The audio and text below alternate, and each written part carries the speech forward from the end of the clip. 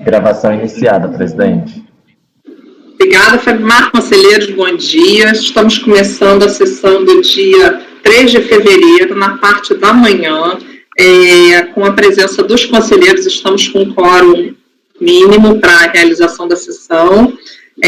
Antes de iniciar e de apregoar o primeiro processo, eu queria registrar a homenagem ao professor José Souto Mauro Borges, que faleceu ontem. O professor ele foi referência na área tributária, né, vários livros aí que acredito que todos tenham do professor. Ele deixa um legado aí grande de pessoas, de alunos e de admiradores, assim, sempre foi uma referência no direito tributário. E eu queria iniciar a sessão citando uma passagem de um livro dele chamado Ciência Feliz, em que ele fala do caminho do coração. Então, ele diz o seguinte: a única busca que vale a pena consiste em percorrer e perscrutar o caminho do coração. Tendo o coração qualquer caminho, deve ser percorrido. Este é o único desafio que realmente importa e compensa as penas do percurso. Caminho do coração implica fidelidade à vocação, ao apelo que convoca todo um projeto de existência. Mas a alternativa do descaminho não pode ser descartada, nem será o caminho do coração necessariamente tranquilo. É apenas desejável que assim seja. Então, com essas palavras, eu abro a sessão de hoje, com muita emoção e a emoção da perda de uma referência na nossa área hoje tributária, né? Então, Fabimar, vamos apregoar, chamar o primeiro processo, número 17 da pauta de minha relatoria, recorrente Fazenda Nacional, interessado Dia Brasil, Sociedade Limitada.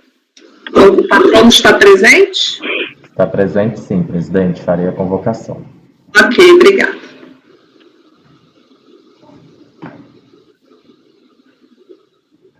Item 17 da pauta, doutora Mariana. Seu processo será julgado agora. Por favor, verificar a mensagem privada no chat.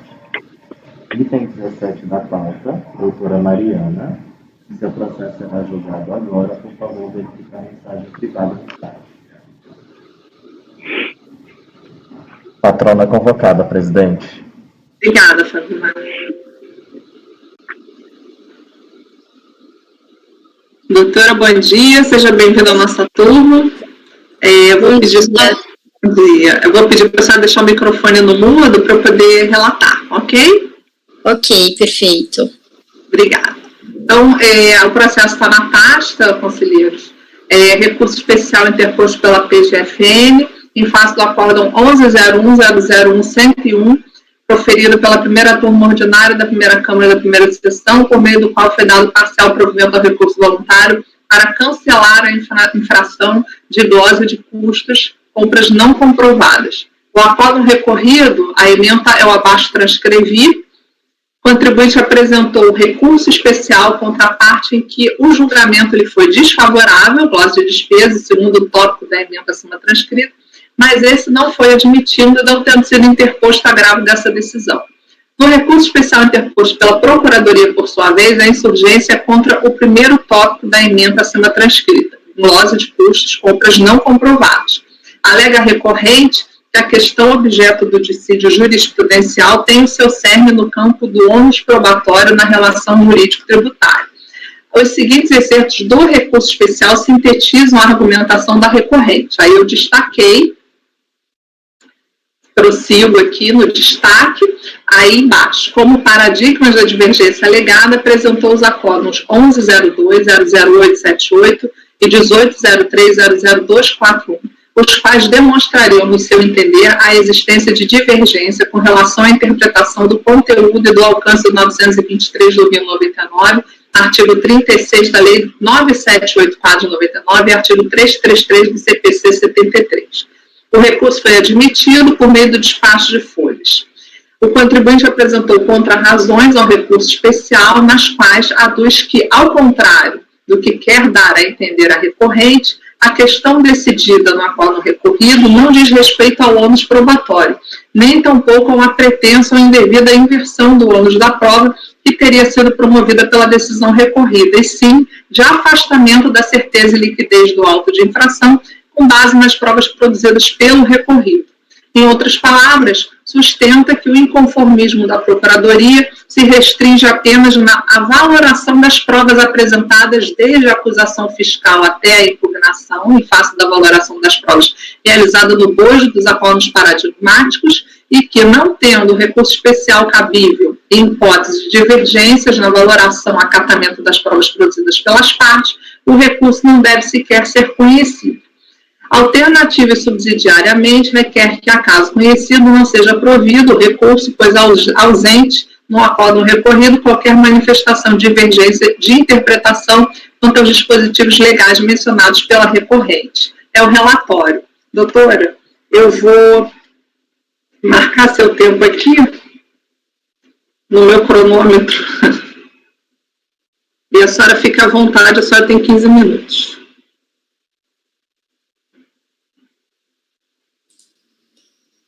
Perfeito. Primeiramente, gostaria de agradecer a oportunidade de realizar a sustentação oral. Pretendo aqui ser o mais breve possível, a questão ela é relativamente simples. Como bem relatado pela ilustre julgadora, no presente caso, a recorrente Fazenda Nacional sustenta em seu recurso que o acórdão recorrido teria invertido o ônus da prova na medida em que acolheu os argumentos e provas apresentados pelo, então, recorrido Dia Brasil, né, por meio das quais, em suma, a acusação fiscal se tornou fragilizada, apontando mera divergência de valores no livro de registros de entradas, né. Ato contínuo, a recorrente ainda afirma que, de forma totalmente contraditória, que os acórdãos 1102, 000, 878 e 1803, 00241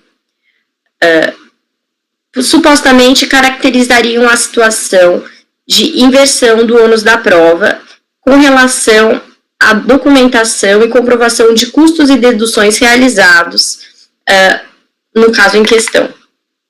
Entretanto, ilustres julgadores, pela leitura do acórdão, é de se verificar que a conclusão relativa à fragilidade da acusação fiscal no item 2 decorre de análise documental apresentada pelo recorrido, as quais foram capazes, provas essas, né, que foram capazes de afastar a presunção de certeza e liquidez do auto. Isso porque, naquela oportunidade, a turma julgadora partiu da diferença apontada pela própria autoridade fiscal, no caso, né, no valor de R$ 175.112,19, relativo a custos não dedutíveis, que teve por base o valor do LRE e DIPJ. Pois bem, nesse caso específico, debruçando-se sobre as provas carreadas nos autos, é possível verificar, né, dentre elas, balancetes, LRE e demonstrativos elaborados pelo próprio fiscal, especificamente acostado às folhas 168 e 169, que, acolhendo a turma julgadora, constatou que a própria autoridade fiscal excluiu o cômputo dos registros de compra de valores escriturados sob determinados CFOPs. Perfeito? Nesse caso ainda, deve-se levar em conta que todos os balancetes, inclusive quanto o próprio LRE e DIPJ, evidenciam que houve equívoco no lançamento pela autoridade fiscal. Uma vez que essa, por exemplo, desconsiderou as entradas em bonificação, descontos promocionais, diferenças com despesas de frete não registradas no LRE e que compõem o custo total declarado na DIPJ e comprovado pelos balancetes. Nesse ponto, julgadores, é importante lembrar que tanto o artigo 923 do regulamento antigo de imposto de renda, bem como o artigo 333 do CPC, e ainda o 33 da Lei 9786 de 99 foram devidamente observados pela turma julgadora, no que se refere, sobretudo, à valoração devida das provas apresentadas e produzidas nos autos, pois considerados tanto os documentos fiscais quanto os contábeis demonstrados. Outro sim, julgadores, é o caso de se levar em mente que a análise de provas não se presta a essa instância superior, né? Isso seria algo a ser discutido em sede de câmara baixa, né? Então, por essas razões, ressalto a necessidade de ser mantida a decisão recorrida, esperando pelo improvimento do recurso da Fazenda. Ok, doutora, obrigada. Vou continuar, vou ler o voto. Bom, o recurso é tempestivo. Vou pedir só para a senhora botar o microfone no mudo, por favor. Obrigada.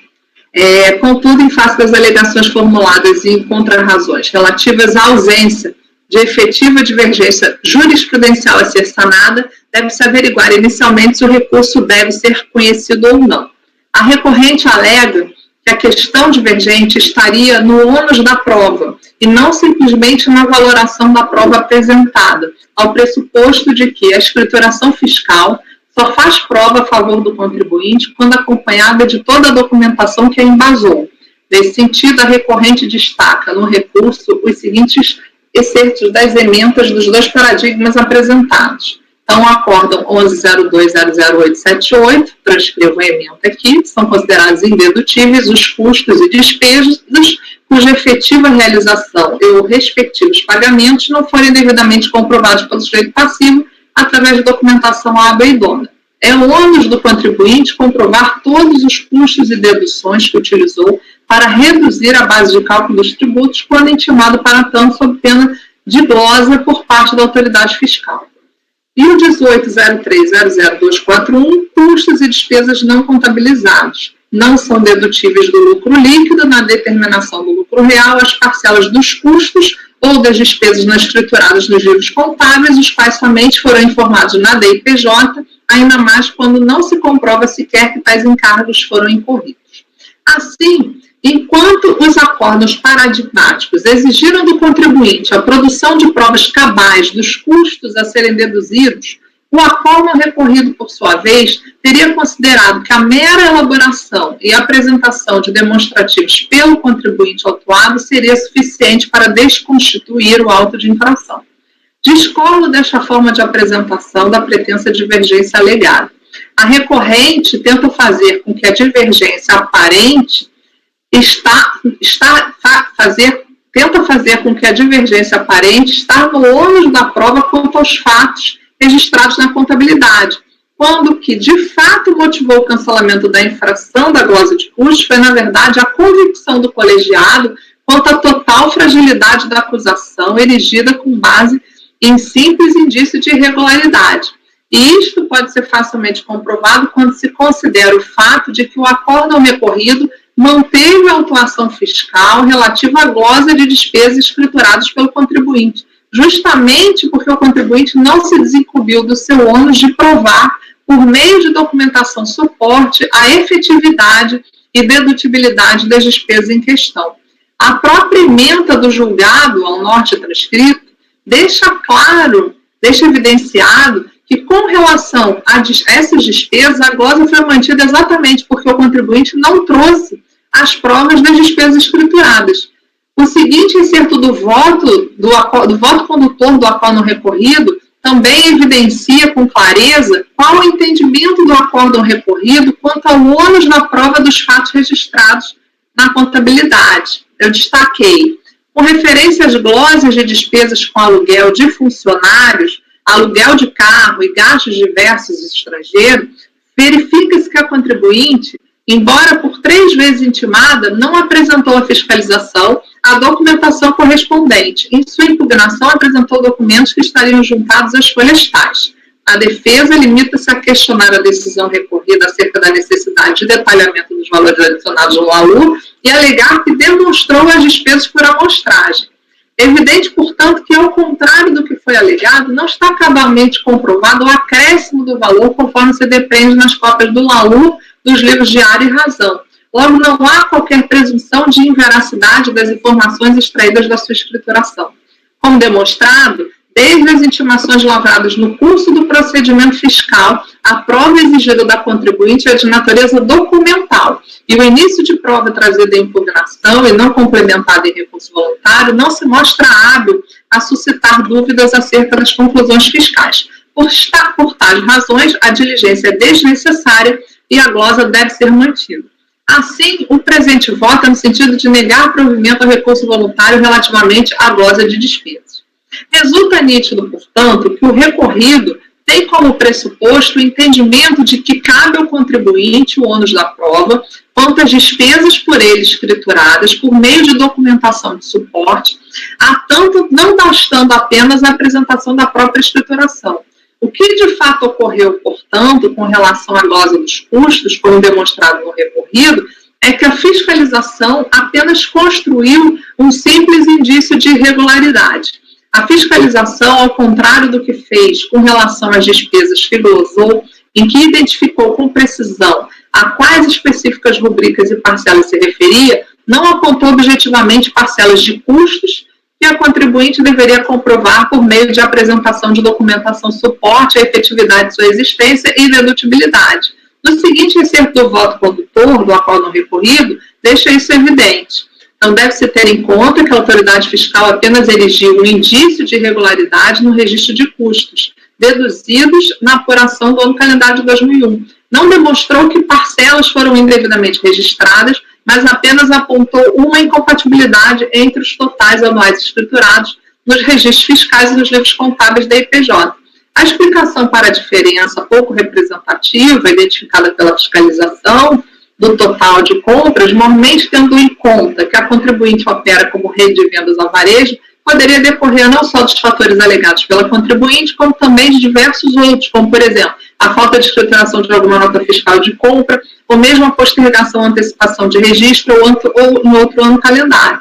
E aí ele segue. Então, resta assim demonstrado, portanto, que o acórdão recorrido, em momento algum, manifestou-se no sentido de que não seria do contribuinte o ônus quanto aos fatos registrados em sua contabilidade, tal como alegou a Procuradoria no recurso especial com vistas a tentar fazer com que tal decisão se mostrasse divergente daquelas expostas nos paradigmas apresentados. Ademais, a situação fática exposta no primeiro paradigma muito se assemelha àquela encontrada no caso dos autos, apenas no que diz respeito às despesas glosadas, ou seja, as despesas objeto da glosa, em ambos os casos, foram objetivamente identificadas pela fiscalização, não tendo sido exigido do contribuinte não apenas a sua comprovação documental, mas também a prova de sua efetividade e dedutibilidade do lucro real. E veja-se que, nesse aspecto, as decisões confrontadas convergem para o mesmo resultado, atribuindo ao contribuinte o ônus da prova. Entretanto, a situação fática acima delineada é bastante distinta daquela encontrada no caso dos autos, no que diz respeito aos custos glosados. Isto porque, com relação a estes, não houve sequer a identificação pela fiscalização das parcelas objeto da glosa, mas tão somente o apontamento de uma suposta diferença verificada entre o livro fiscal e a contabilidade, diferença esta da qual o fisco solicitava apresentar justificativa na forma de demonstrativo, indicando folhas e livros de registro dos valores. Então, está lá na intimação 896. Já o segundo paradigma, por sua vez, trata de custos e despesas não contabilizados, não escriturados nos livros, somente informados na DIPJ, conforme se depende da sua própria ementa, também transcrita ao norte, ou seja, é uma situação fática também bastante distinta da dos presentes autos, em que as despesas e os custos glosados estavam todos escriturados nos livros contábeis. Assim, por todo exposto, conclui-se que, de fato, não há divergência jurisprudencial a ser sanada, motivo pelo qual não conheço do recurso especial. Então, a princípio, conselheiros, eu não conheci do recurso da Fazenda.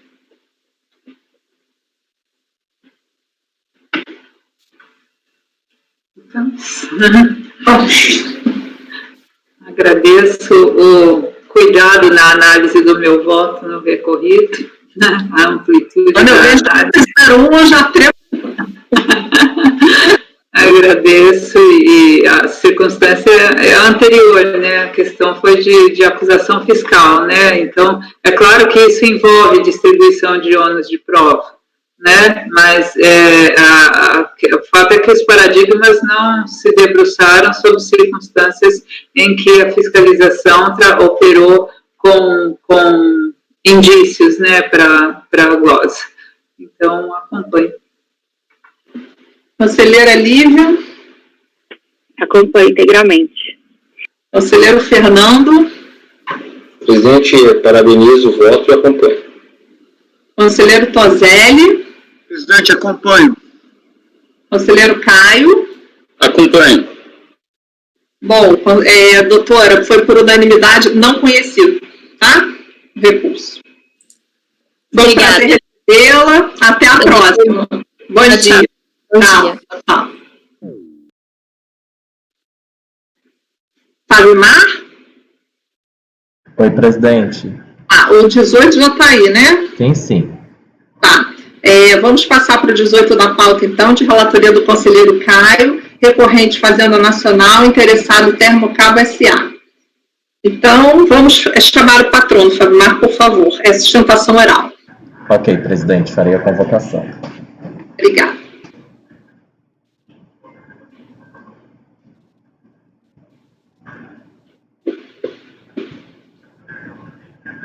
Item 18 da pauta, doutor Rodrigo. Seu processo será julgado agora. Por favor, verificar a mensagem privada no chat. Item 18 da pauta, doutor Rodrigo. Seu processo será julgado agora. Por favor, verificar a mensagem privada no chat. Patrono convocado, presidente.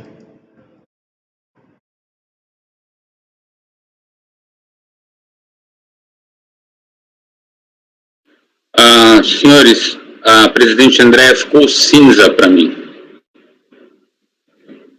Também.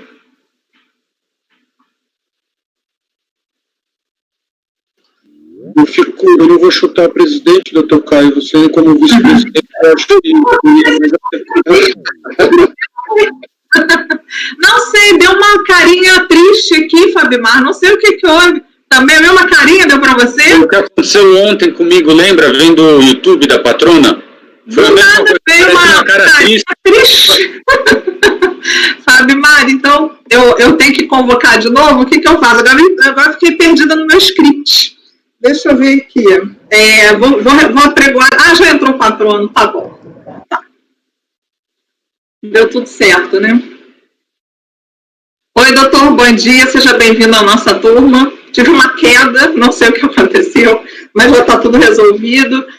Vou pedir só para o senhor deixar o microfone no mudo, por favor. Doutor Caio, o senhor está com a palavra. Muito obrigado, presidente.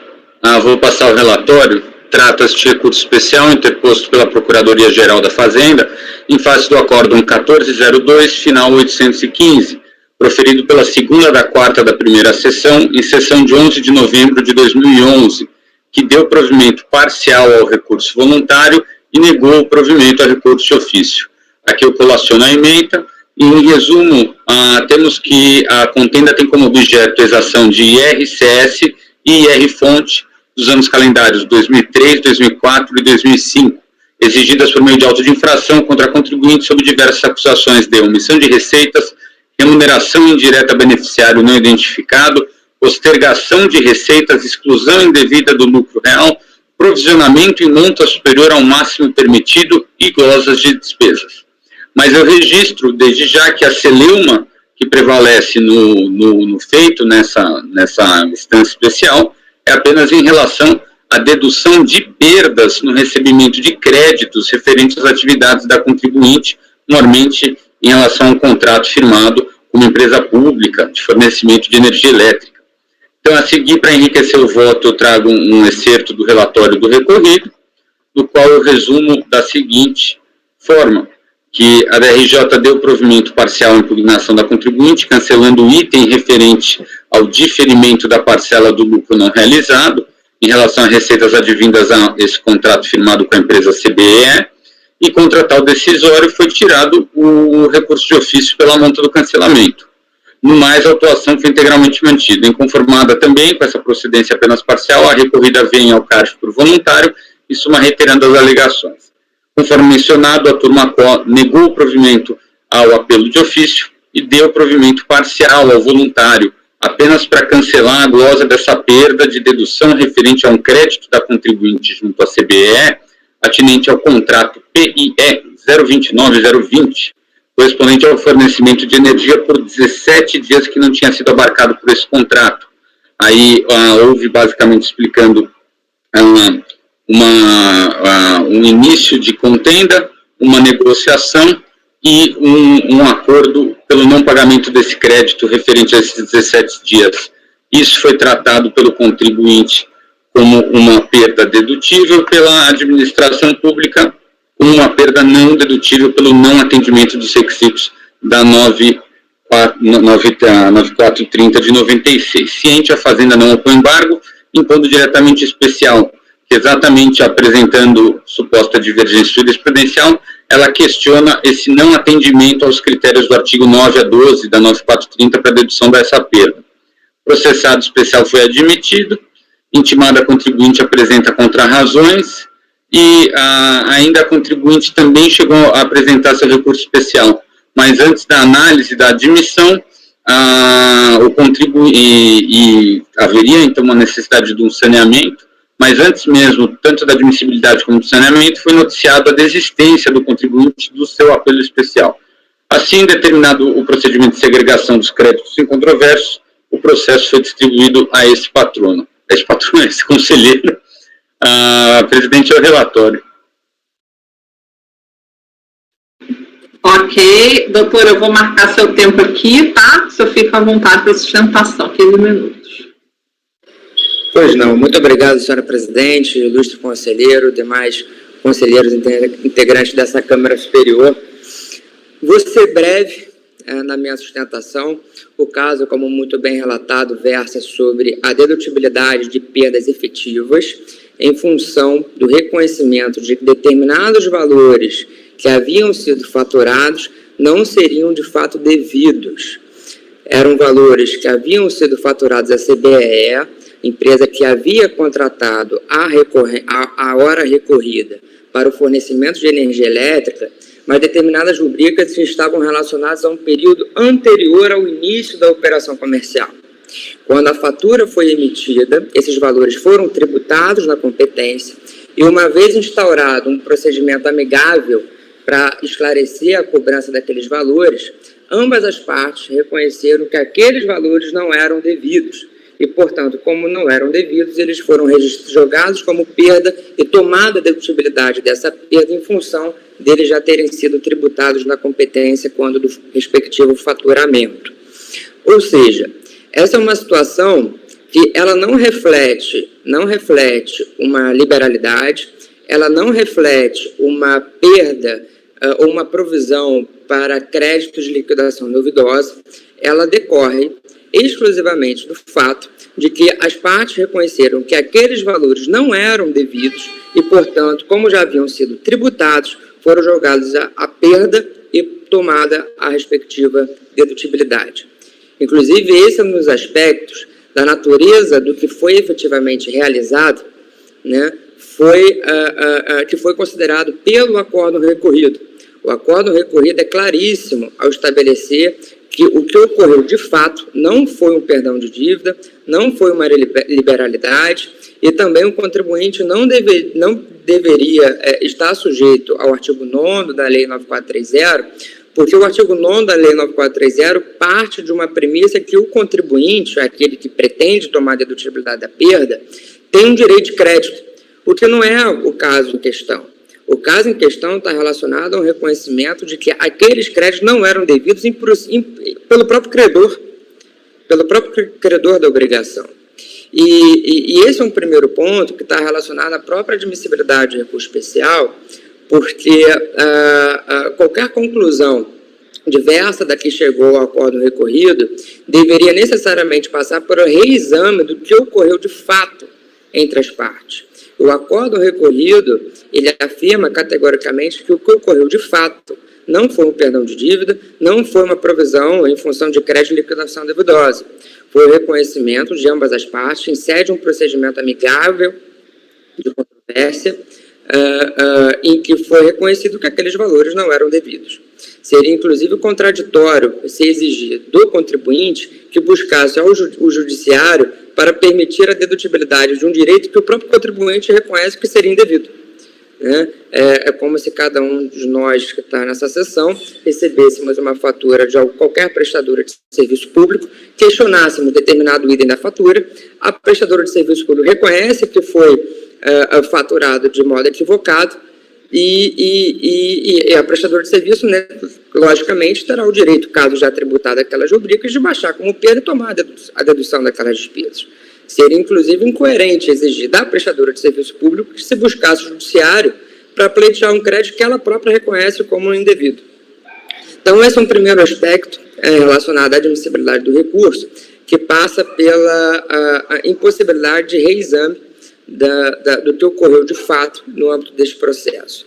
O segundo ponto, que é importante ressaltar, diz respeito aos acordos de paradigmas que foram colacionados pela Fazenda, que supostamente suportariam a admissibilidade do recurso. Os acordos que foram citados versam sobre créditos que o contribuinte entendia como devido. Ou seja, são créditos que poderiam, sim, eventualmente ser questionados no âmbito do Poder Judiciário para poder, caso deferir da ação, ter o recebimento daqueles créditos. O presente processo não trata disso. O presente processo, ele trata de créditos que foram reconhecidos como indevidos por ambas as partes e, como esses créditos já haviam sido tributados, foram jogados à perda e tomada a respectiva dedutibilidade. Então, esse é um segundo aspecto que mostra que o paradigma trazidos pela Fazenda evidencia uma contradição meramente aparente. Analisados os fatos de ambos os casos, a gente vê facilmente que não se trata da mesma situação a ensejar uma pacificação por esta Câmara Superior. E, por fim, e já entrando aqui na parte do mérito, de certa forma já antecipada na minha fala, diz respeito à aplicação do artigo 9º da Lei 9430 no presente processo, que resta absolutamente inaplicável, por conta de tudo que já foi exposto, porque a premissa do artigo 9º da Lei 9430 é a de que o contribuinte e as autoridades regulatórias, ou ambas as partes, têm um pleito que vem sendo resistido pela outra parte. O credor tem um pleito de crédito que vem sendo resistido de adimplemento pelo devedor, e que também não é isso que está acontecendo. O que aconteceu foi itens da fatura que foram integradas à fatura ao cliente. O cliente instaurou um procedimento para apontar que aqueles valores não seriam devidos e, ao final do procedimento, se constatou que aqueles valores não seriam devidos dentro de um âmbito mais amplo de uma série de negociações que foram trazidas entre as partes. Portanto, o artigo 9º da Lei 9430 não se aplica ao presente caso, porque não se trata de uma liberalidade do contribuinte, não se trata de perda de crédito de liquidação duvidosa, se trata de uma perda efetiva em função do reconhecimento daqueles valores terem sido considerados indevidos. E como eles já haviam sido tributados na competência, eles foram julgados para resultado como perda e a dedutibilidade tomada dentro dos termos da legislação em vigor. Por essas razões, senhores conselheiros, o contribuinte, o recorrido, roga a este conselho que julgue insubsistente, improcedente, o caso admitido, o recurso especial da Fazenda. Muito obrigado. Ok, doutor, obrigada. Conselheiro, só pode continuar. Obrigada. Obrigado, presidente. Em relação à admissibilidade, reitera-se a tentatividade do recurso da Fazenda Nacional, como atestado anteriormente, considerando a data da sua interposição, seu cabimento estava sujeito à hipótese do artigo 67 do RICARF da portaria 256 e alterações. Conforme relatado, a contribuinte oferta contra-razões, aduzindo que, no que tange ao conhecimento, abre aspas, se analisada a íntegra dos acordos paradigmas, há de se concluir que os mesmos mais corroboram o entendimento da Termocabo, que é a contribuinte, do que o da Fazenda Nacional. Acrescenta a contribuinte contra razões que o referido acórdão, nisso ela na verdade está apenas tratando do primeiro paradigma, né, o final 385, voltando às palavras do contribuinte, que aplica a regra constante do artigo 9º da 9430, trata de créditos juridicamente certos, representativos de disponibilidade jurídica de renda, porém não realizadas financeiramente por inadimplência, fato que permitiria o ajuizamento de medida judicial para sua cobrança. Esta hipótese não reflete a desses autos. E também afirma que, abre aspas, a Termocabo esgotou os procedimentos legais de discussão, não se aplicando o precedente pela Fazenda Nacional, senão em favor da própria empresa. Pois bem, minhas palavras. Ainda que essa análise feita pela hora recorrida possa ser relevante para a temática do conhecimento, este conselheiro preliminarmente identifica que a Fazenda Nacional, em seu recurso especial, trouxe como paradigmas os acórdãos 101-95-385 e 101-95-142, inclusive acostando cópia de tais julgados. Contudo, quando da prolatação do despacho de admissibilidade de folhas, a nobre autoridade analisou o primeiro paradigma correto, 385, e por algum motivo que eu desconheço, um outro acórdão, que é o 103.08.218. O acórdão 103.08.218 não foi trazido pela recorrente, tratando-se de julgamento sobre perdão de dívida glosado com o artigo 181 do RIR 80, referente a fatos geradores do ano calendário de 1983, lavrados em 1985, por aí vai, sendo manifestamente alheio à presente demanda.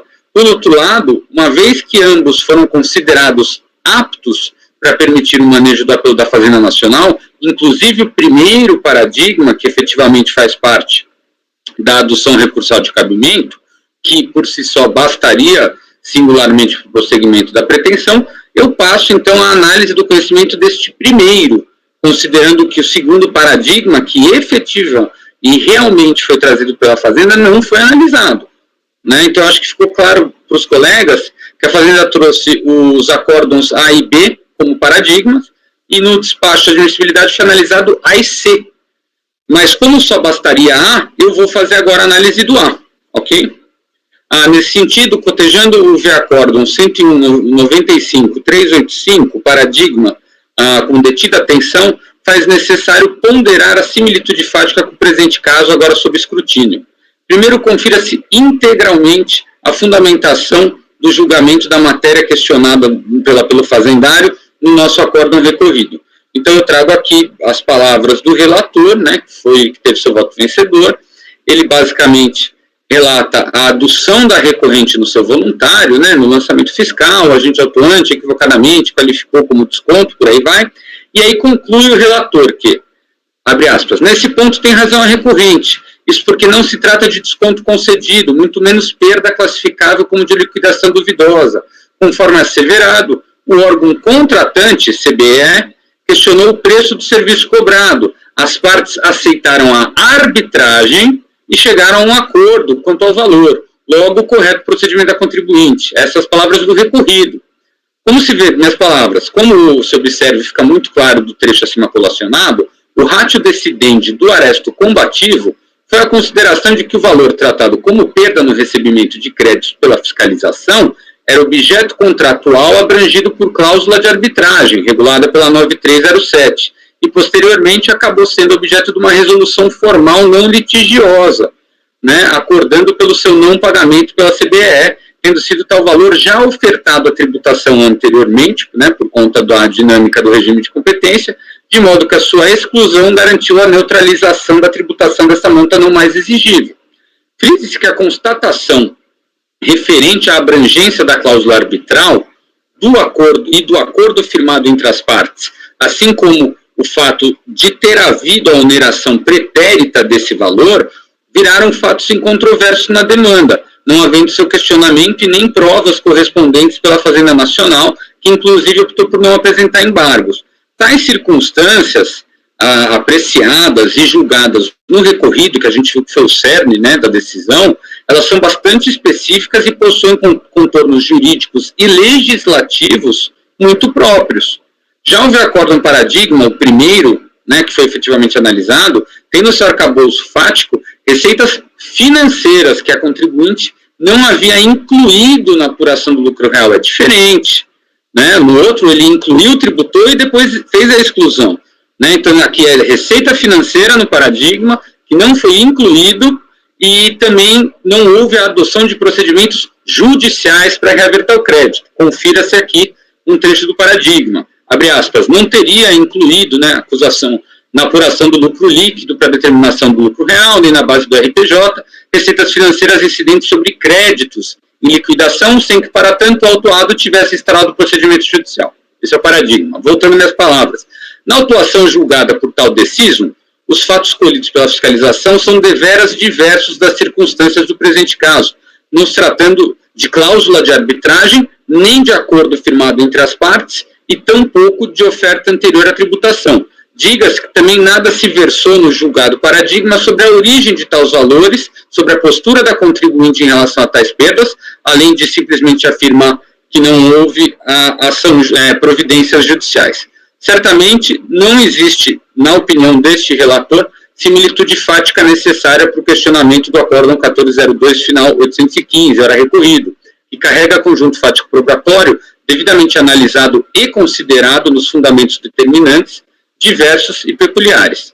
Posto isso, considerando que o segundo paradigma, 101.95.142, que realmente, né, de verdade foi apresentado pela recorrente, não foi analisado pelo despacho de admissibilidade, esse conselheiro, pela rejeição do primeiro paradigma, entende pela necessidade da prolatação de uma resolução para providenciar tal saneamento, com a devida intimação das partes, posterior retorno dos autos para essa Câmara, para o eventual segundo julgamento. Presidente, é como eu julgo a admissibilidade. Ok, conselheira Edelia? Concordo com o conselheiro Caio, só faço dois acréscimos. O segundo paradigma analisado, na verdade, indicado no despacho de admissibilidade, né, ele está citado no recurso especial, mas está citado depois da demonstração da divergência como fundamento para a reversão do entendimento do acórdão recorrido. Né? Ele não foi trazido como paradigma, eu estava passando aqui para ver se havia duas matérias, mas me parece que não, que há uma matéria só, e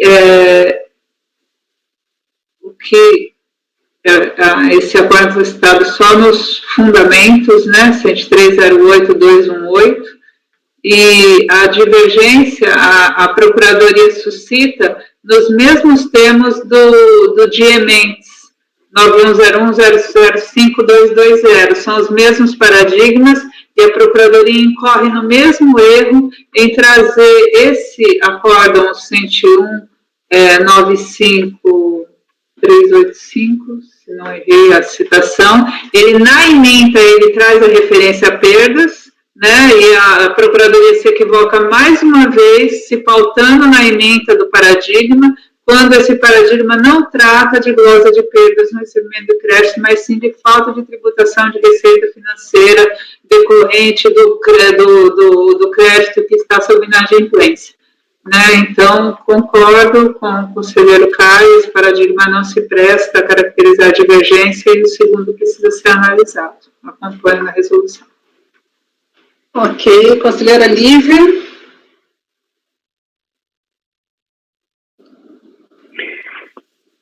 Conseguem me ouvir? Eu consigo conhecer do recurso. O acórdão paradigma, ele é amplo, ele trata do conceito de renda, e depois ele já vai dizer, olha, não interessa você me dizer o conceito de renda e que isso não é renda. Se você adquiriu a disponibilidade disso, prestou um serviço e depois aconteceu alguma coisa que você não vai cobrar, você tem que ir para a regra de perdas no recebimento de crédito, ponto. Eu consigo aplicar esse raciocínio no caso dos autos. Os dois casos tratam de questão em que aplica ou não a regra de perda de recebimento de crédito para excluir da tributação o valor que o credor escriturou, que o credor originou, mas que ele próprio, por alguma razão, entende indevidos e incobráveis do devedor. No caso dos autos em razão de arbitragem, no caso do paradigma, porque ele diz ali que ele escriturou só por regra do Banco Central, mas que ele não quer cobrar, e que aquilo nunca seria cobrado, e que ele só fez aquilo por uma questão de cautela e por cumprir regra do Banco Central. Então, eu consigo aplicar o paradigma para reformar o recorrido aqui. Então, eu conheceria o fato de ter sido Receita Financeira ali no paradigma, ele não fala isso em nenhum momento no voto, então, assim, o voto é muito amplo. Ele fala, o conceito de renda é esse, você não cumpriu a regra de perda de recebimento de crédito, eu só aceitaria cobrança judicial e ponto. Então, assim, pelo voto, por ele ser amplo, eu consigo reformar aqui, eu conheço do recurso, então peço Vênia para divergir, acho que é dele que quer falar, né? Ok, conselheira Deli, pode falar. Só quero reafirmar meu voto, eu não consigo ver essa amplitude, não, porque o paradigma vai se debruçar especificamente sobre uma regra que determina aí que traz os requisitos para exclusão. Então, o conceito de renda, o colegiado interpretar o conceito de rendas para fins de tributação de uma receita, né, para mim, ele não tem como, mesmo em sentido amplo, transportar essa ponderação que é feita nesse conjunto para uma glosa de despesa. Né? Não vejo, eu não consigo operar, não. Ainda que esteja tudo relacionado à questão do direito creditório, né? Eu acho que o paradigma aqui, o 101.95385, ele vai ponderar o conceito de renda em cima de tributação de receita e não de glosa de despesa. Então, eu vou manter o meu entendimento. Ok. Conselheiro Fernando. Pode falar, conselheira Lívia, por favor, pode falar. É só que eu vejo como dois lados, né? Se escriturou a receita, ele vai falar que é glosa de despesa. Se você nem chegou a escriturar, aí você vai chegar no conceito de renda ou não. Eu acho que mas eu acho que isso foi, pela minha leitura, isso foi acessório, não determinante, mas é uma leitura possível e entendo as ponderações encontradas. Ok, conselheiro Fernando, como vota?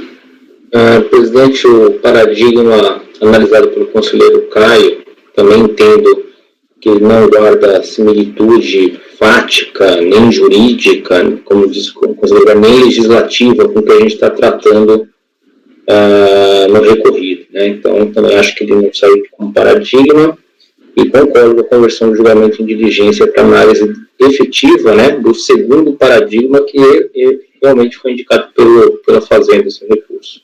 Acompanho, então, o relator. Ok. Conselheiro Tozelli, como vota?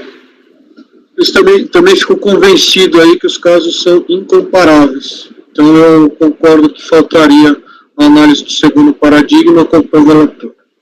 Ok, também acompanho o relator, então foi convertido o julgamento em resolução para saneamento pelo presidente de Câmara. Ok?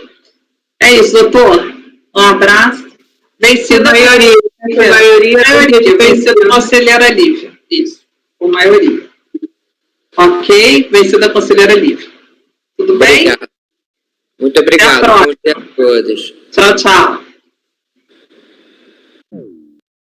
Fabimar, pode dar uma paradinha na gravação, por favor? Oi, presidente.